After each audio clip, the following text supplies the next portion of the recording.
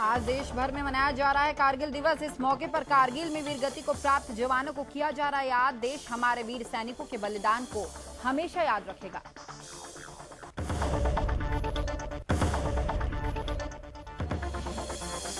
इस मौके पर उत्तराखंड के मुख्यमंत्री पुष्कर सिंह धामी पहुंचे देहरादून। सीएम पुष्कर सिंह धामी ने वीर गति को प्राप्त जवानों को श्रद्धांजलि अर्पित की।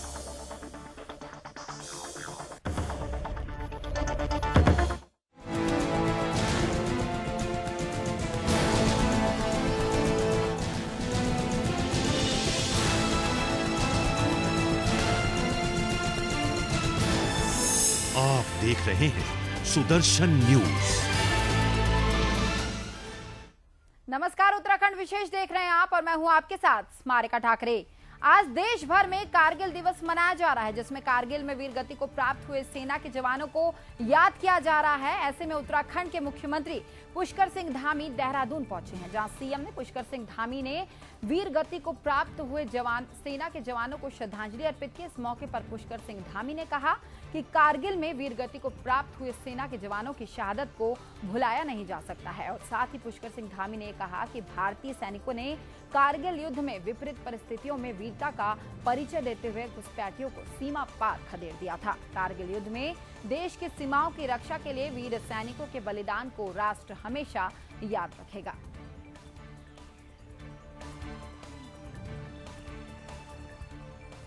तो वहीं इस वक्त देहरादून से एक बड़ी खबर सामने आ रही है। आपको बता दें कि नेता प्रतिपक्ष प्रीतम सिंह ने अपना कार्यभार ग्रहण कर लिया है। इस अवसर पर बड़ी संख्या में कांग्रेस नेता मौजूद रहे। हाल ही में पार्टी आलाकमान ने प्रदेश अध्यक्ष पद से हटाकर प्रीतम को नेता प्रतिपक्ष की जिम्मेदारी सौंपी है।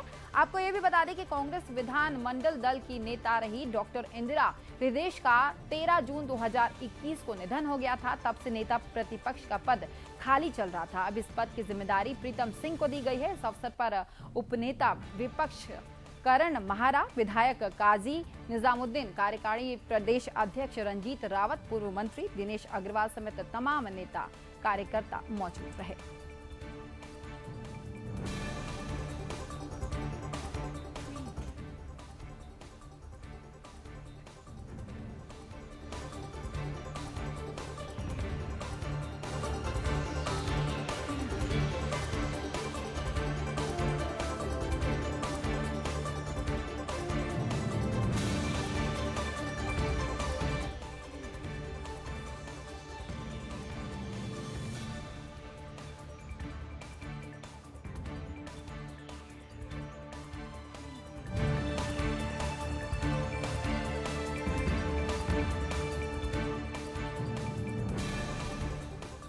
तो वहीं आपको बता दें कि देहरादून से एक बड़ी खबर सामने आ रही है। नेता प्रतिपक्ष प्रीतम सिंह ने अपना कार्यभार ग्रहण किया है। इस अवसर पर बड़ी संख्या में कांग्रेस के नेता मौजूद रहे। हाल ही में पार्टी आलाकमान ने प्रदेश पद से हटाकर प्रीतम को नेता प्रतिपक्ष की जिम्मेदारी सौंपी है। आपको बता दें कि कांग्रेस विधानसभा मंडल दल की नेता रही डॉक्टर इंदिरा हृदय का 13 जून 2021 को निधन हो गया था। तब से नेता प्रतिपक्ष का पद जो है वो खाली चल रहा था। अब इस पद की जिम्मेदारी प्रीतम सिंह को दे दी गई है। इस अवसर पर उपनेता विपक्ष करण महारा, विधायक काजी निजामुद्दीन, कार्यकारी प्रदेश अध्यक्ष रंजीत रावत, पूर्व मंत्री दिनेश अग्रवाल समेत तमाम जो नेता है वो मौजूद रहे।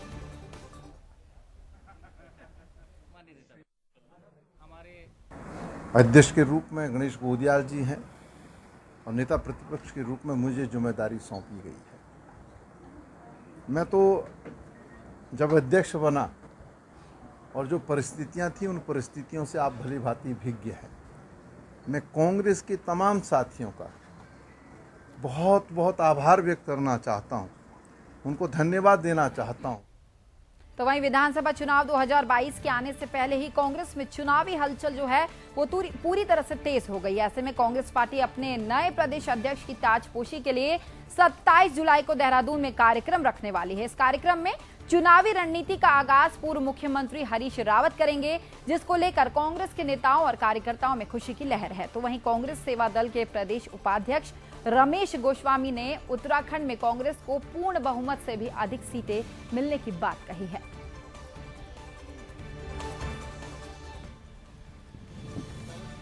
देखिए, ये एक बहुत बड़ा मुद्दा है।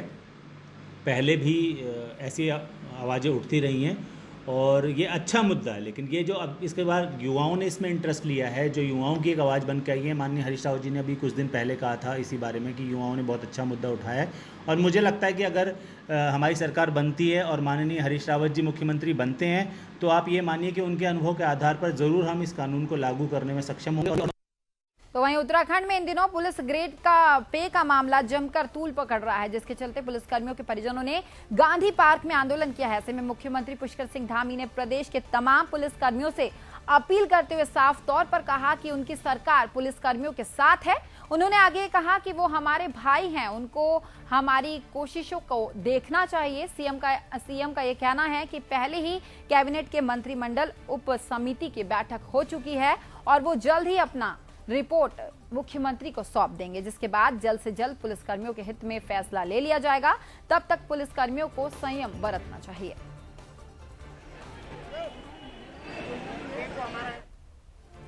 तो वहीं कोरोना की तीसरी लहर से निपटने के लिए सरकार की तरफ से आम जनता को जागरूक करने का काम किया जा रहा है। ऐसे में उत्तराखंड सरकार की तरफ से बाहरी राज्यों से आने वाले लोगों की आरटीपीसीआर की रिपोर्ट नेगेटिव लाना अब अनिवार्य कर दिया गया है। जो लोग आरटीपीसीआर की रिपोर्ट नहीं ला रहे हैं उनका चेक पोस्ट पर ही आरटीपीसीआर और रैपिड टेस्ट किया जा रहा है, तब जाकर उत्तराखंड में प्रवेश करने की अनुमति अब दी जा रही है। इसी बीच चंपावत के पूर्णागिरी धाम में दर्शन करने जा रहे तीर्थयात्रियों को रैपिड टेस्ट भी किया गया है, जिसमें 20 तीर्थयात्री कोरोना पॉजिटिव पाए गए हैं, जिसके बाद सभी को कोरोना पॉजिटिव तीर्थ यात्राओं को वापस अब भेज दिया गया है।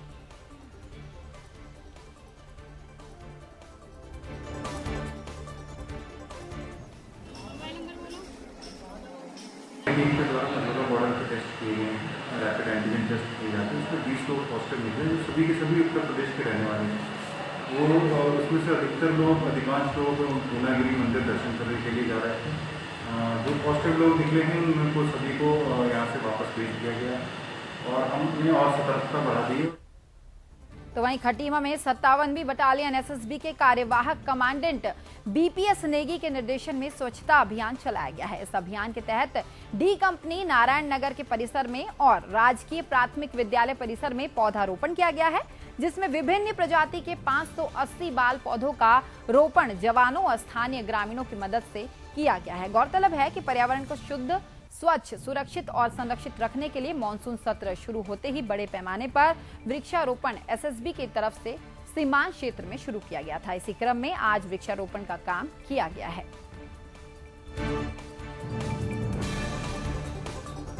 की जो हमारी आने वाली जो जनरेशन है उसके कैंप में विभिन्न प्रकार के पौधों का वृक्षारोपण किया गया है।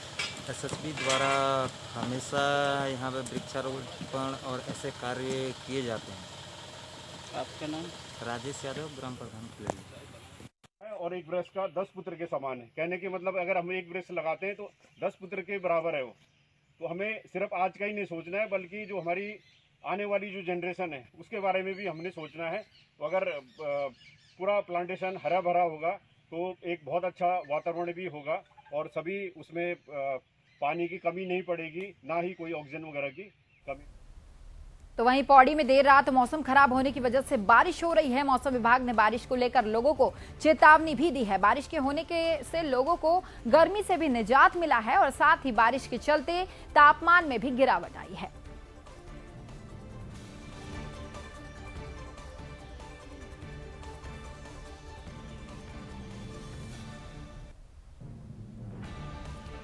तो वहीं ऋषिकेश के इंटरव्हील क्लब लक्ष्मण झूला की ओर से इंस्टॉलेशन कार्यक्रम आयोजित किया गया है। इस साल अध्यक्ष पद की कमान राधा जैन और सचिव की कमान मोनिका गर्ग को सौंपी गई है।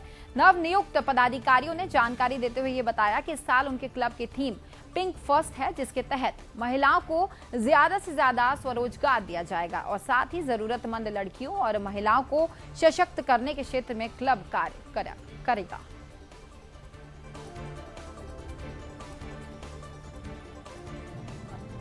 इंटरव्हील क्लब ने ये अवसर दिया है, मौका दिया है कि मैं इसमें सेक्रेटरी बनी हूँ। मैं चाहती हूँ महिलाओं को मैं जहाँ तक भी जो मतलब अंदर जो महिलाएं रहती जिन तक पहुँच नहीं होती, हम उनके लिए काम करें। अब जैसे हमें गरीब कोई है तो उसका एडमिशन कराना है स्कूल में, और कुछ भी किसी का शादी विवाह कुछ इस तरह से जो भी कार्य होते हैं सामाजिक कार्य, मतलब मैं उनके लिए तत्पर हूँ। इनर व्हील क्लब का इंस्टॉलेशन डे था, तो उसमें मुझे प्रेसिडेंट चुना गया है और मोनिका गर्ग को सेक्रेटरी चुना गया है। हम लोग महिलाओं के लिए काम करना चाहते हैं। इस साल हमारा पिंक फर्स्ट के थीम है। हमारी टीम मिलकर हम सब गरीब लोगों के लिए और शादियों में और जो भी आवश्यकता अनुसार सब समाज में जैसी जैसी आवश्यकता होगी वैसे वैसे कार्य करते रहें। तो वहीं ऋषिकेश में कुछ अराजक तत्व अपराध को बढ़ावा देते हुए अराजकता का माहौल फैलाने का प्रयास कर रहे हैं, जिसकी रोकथाम के लिए जिला पंचायत सदस्य संजीव चौहान ने ब्यूटी पार्लर संचालिकाओं को इकट्ठा कर बिगड़ते माहौल के बारे में जानकारी साझा की। इस दौरान महिलाओं को जागरूक किया जाएगा। तो वहीं कुछ दिन बाद बड़े स्तर पर कार्यक्रम आयोजित कर क्षेत्रवासियों को जागरूक भी किया जाएगा।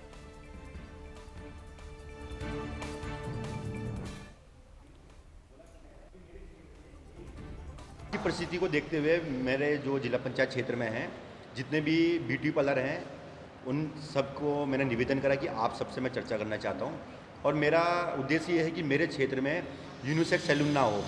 अगर जेंट्स है तो जेंट्स पार्लर हो, अगर गर्ल्स है तो गर्ल्स पार्लर हो, क्योंकि आज के टाइम पे जो ये घटनाएं हो रही हैं हमने देखा है लव जिहाद जैसी घटनाएं हो रही हैं और ये जो यूनिसेक्स पार्लर बनाए जा रहे हैं ये कुछ किसी उद्देश्य से बनाए जा रहे हैं जो समाज की गतिविधियां। तो वहीं कोरोना महामारी के चलते सरकार की तरफ से पिछले साल की भांति इस साल भी कांवड़ यात्रा को स्थगित कर दिया गया है। तो वहीं आज से सावन का महीना शुरू हो गया है, लेकिन कांवड़ियों के लिए हरिद्वार जिले के सभी बॉर्डर्स को सील कर दिया गया है और साथ ही रुड़की के नारसन बॉर्डर और मंडावर बॉर्डर पर सुरक्षा के लिहाज से पुलिस ने चाक चौबंद व्यवस्था की है ताकि कोई भी कांवड़िया हरिद्वार में प्रवेश ना कर सके। हालांकि पुलिस प्रशासन पहले ही बॉर्डर्स और बाहरी राज्यों में कांवड़ यात्रा को स्थगित करने के लिए अनाउंसमेंट और बैनर पोस्टर लगा रखे हैं। फिलहाल बॉर्डर पर फोर्स तैनात कर दी गई है और कांवड़ियों को हरिद्वार जाने पर प्रतिबंध लगा दिया गया है।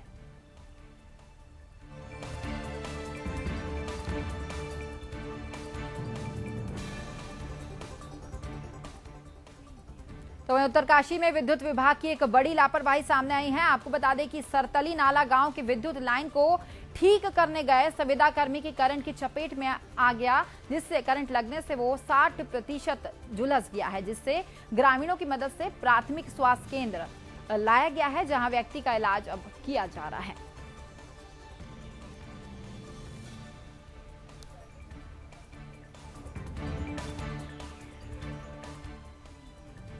तो वहीं उत्तरकाशी मोरी प्रखंड की बंगाण बैली आराकोट में आई प्राकृतिक आपदा से प्रभावित गांव का जिलाधिकारी श्री मयूर दीक्षित ने गांव-गांव में जाकर उसका जायजा लिया। इसके अलावा आपको बता दें कि जिलाधिकारी ने माकुड़ी गांव में चौपाल लगाकर ग्रामीणों की समस्या सुनी है। तो वहीं ग्रामीणों ने जिलाधिकारी को गांव में नाली निर्माण, गांव में नेटवर्क कनेक्टिविटी देने सहित अनेक मूलभूत समस्याओं से अवगत भी कराया है। चौपाल में SDM Purola Sohan Saini, RCR EE Loni नीव धीरेन्द्र कुमार, जिला आपदा प्रबंधन अधिकारी देवेंद्र पटवाल सहित अन्य क्षेत्रीय अधिकारी भी मौके पर मौजूद रहे।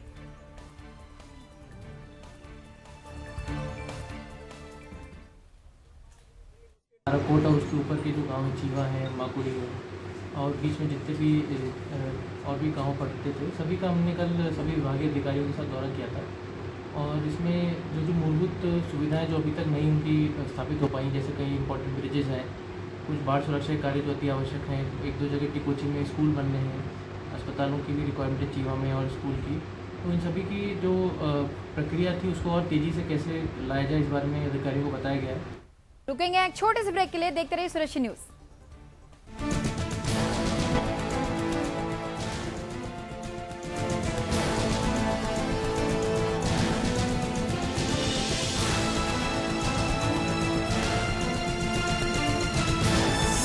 आप देख रहे हैं सुदर्शन न्यूज।